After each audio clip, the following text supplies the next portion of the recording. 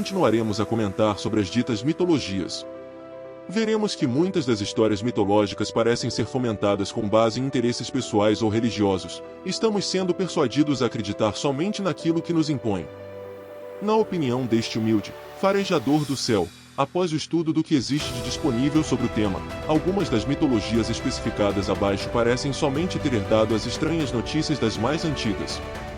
Porém, algumas delas tiveram origem em torno dos fatos vividos pelos seus próprios escribas, testemunhas pessoais da coexistência dos tais deuses com os humanos da Terra. Cada vez que estudo essas mitologias, pergunto-me, qual o nível de honestidade, de princípios e de propósitos que os que cuidam da ciência nessa área parecem ostentar na tratativa do assunto.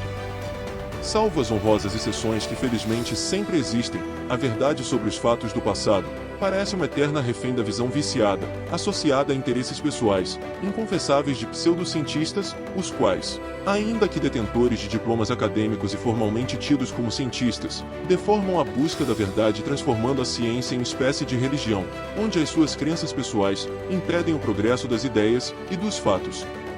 A visão amadora que tenho dos fatos apontados pelas mitologias, penso que existe uma relação histórica singular, que apontam para a existência dos tais deuses, comum às seguintes mitologias: Suméria, Acadiana, Hurrita, Hitita, Ariana hindu, egípcia, grega romana, correspondendo esta última exatamente ao tempo histórico em que os tais deuses parecem ter se ausentado do nosso planeta.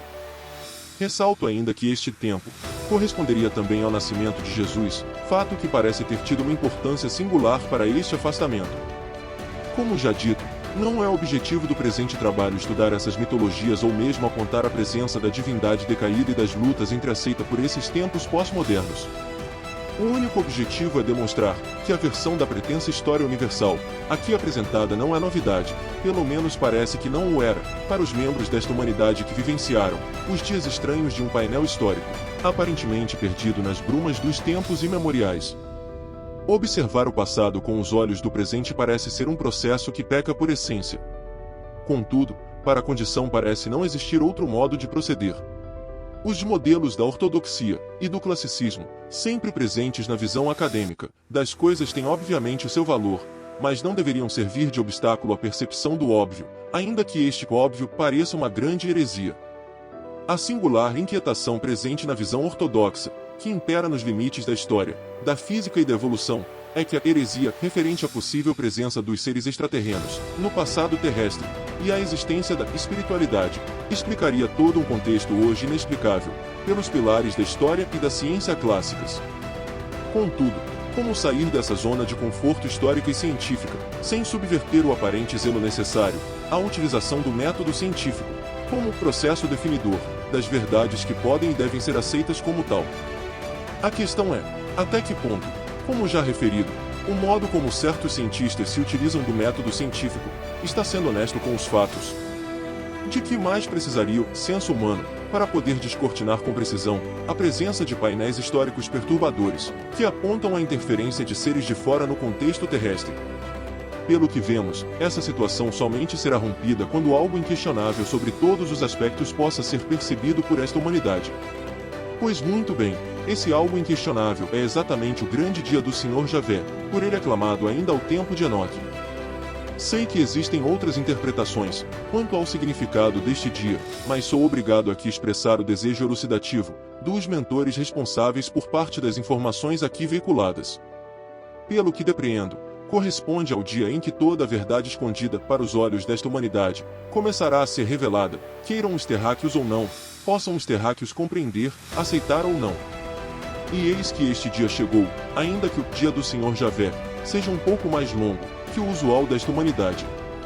Sabedor desta questão, aquele a quem conhecemos como Jesus, resolveu agir nas entrelinhas da determinação do Senhor Javé, e anunciou que retornaria pessoalmente para presidir estes acontecimentos. Assim ele fez por saber que o Senhor Javé não tem a menor condição, no campo da habilidade, para lidar com esta humanidade e outras espécies cósmicas, que ainda lhe são problemáticas. Como já abordado, o conceito de reintegração cósmica da Terra, que marca o fim do isolamento planetário, tem o mesmo sentido conceitual que existe em torno da compreensão quanto à volta de Jesus, a separação do joio e do trigo, ao julgamento geral dos vivos e dos mortos, e ao juízo final, apontados por Jesus no Novo Testamento. Contudo, esse evento que terminou por assumir os diversos epítetos, acima citados ao longo da história, foi efetivamente decretado pelo Senhor Javé, em tempos bem mais antigos, e que depois seria revelado por Enoque, há cerca de 3.000 anos ainda antes do tempo de Jesus. É isso que devemos entender, como o grande dia do Senhor Javé. Este dia tem o seu momento maior quando se cumprir a volta de Jesus, com as bênçãos do Senhor Javé. Para melhor entendermos o significado do grande dia do Senhor Javé, somente faremos se observarmos o que é revelado sobre os confrontos e guerras entre os seus filhos, netos e bisnetos que contra ele se rebelaram, nas muitas páginas de um passado universal, completamente desconhecido para esta humanidade. Mas isto é assunto para nosso próximo tema.